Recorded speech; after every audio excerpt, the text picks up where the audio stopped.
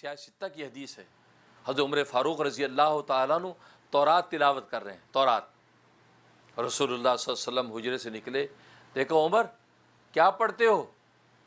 کہا یا رسول اللہ تورات تلاوت کر رہا ہوں، اس لیے کہ اللہ کے اتنے جلیل القدر پیغمبر موسیٰ کلیم اللہ پر یہ کتاب اتری ہے، اور اتنا بڑا جلیل القدر پیغمبر ہے، میں تلاوت کر رہا ہوں، دیکھ رہا ہوں اس میں بھی آخر علوم تو ہوں گے، اتنا بڑا پیغمبر ہے تو اس میں کوئی علوم ہوں گے، تو میں اس کی تلاوت کر رہا ہوں۔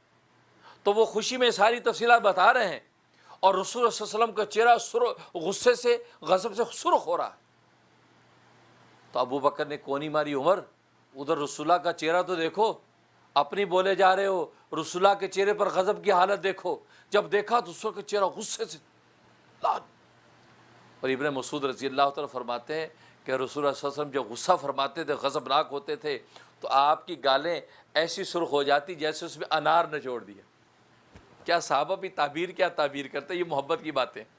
ایسے رسول اللہ کی گال ایسے سرخ ہو جاتے جیسے اس میں انار نچوڑ دیا۔ حضرت عمر نے جب جیسے دیکھا فوراً کتاب بند کی، رضیت باللہ ربہ وبالاسلام دینہ وبمحمد صلی اللہ علیہ وسلم نبیہ، بار بار دہرانے لگے، کیونکہ جب یہ بار بار حضرت عمر دہراتے تھے حضور صلی اللہ علیہ وسلم کا غصہ جو ہے وہ ٹھنڈا ہو جاتا۔ اس کے بعد آپ نے فرمایا کہ قسم اس ذات کی جس کے قبضہ قدرت میں میری جان ہے، اگر آج موسیٰ بھی زندہ ہو کر آ جائیں ان کو بھی میری پیروی کیے بغیر کوئی چارہ کار نہیں۔ تم تورات پڑھتے ہو، میں قرآن لایا ہوں، گویا کہ قرآن نے تورات، انجیل، زبور، صحیفہ شیش، صحیفہ ابراہیم سب کو منسوخ کر دیا۔ اب قرآن کے علاوہ کسی کی نہیں چلے گی۔ قرآن میں لایا ہوں، اس فیہا کتب قیمہ، اس میں تو سب کچھ بند ہے، اور تم تورات پڑھتے ہو، تم موسیٰ کی بات کرتے ہو۔ موسیٰ بھی آج اگر زندہ ہو کے آ جائیں وہ بھی محمد کے پیروکار ہی بنیں گے۔ کتنی بڑی بات! کیا حضرت عمر یہ بھی تو کہہ سکتے تھے جی حضرت کچھ معلومات میں اضافہ ہو جاتا، نہیں، یہ علم زار ہو سکتا ہے، زار، اس لیے کہ تمہیں کیا پتہ تورات میں کیا ہے۔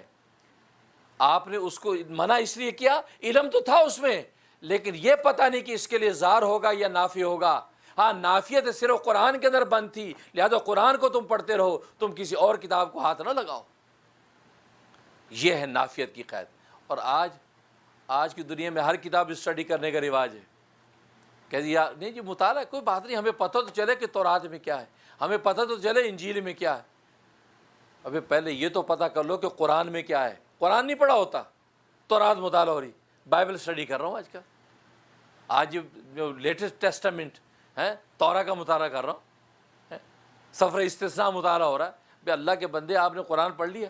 ہاں وہ قرآن بھی پڑھوں گا، قاری صاحب کا ارینجمنٹ ہو رہا ہے، اس کا بھی ارینجمنٹ ہو رہا ہے، اور یہاں تورات مطالعہ ہو رہی ہے۔ نبی نے تو حضرت عمر کو منع کر دیا، جو خود علم کا پہاڑ ہے، علم کا خزانہ رسول اللہ کی صحبت میں بیٹھا ہے، وہ اس کے تو گمراہ ہونے کا سوال ہی نہیں ہوتا۔ اور آج آپ تورات انجیل جو کتابیں اٹھا کے پڑھنے لگ گئے۔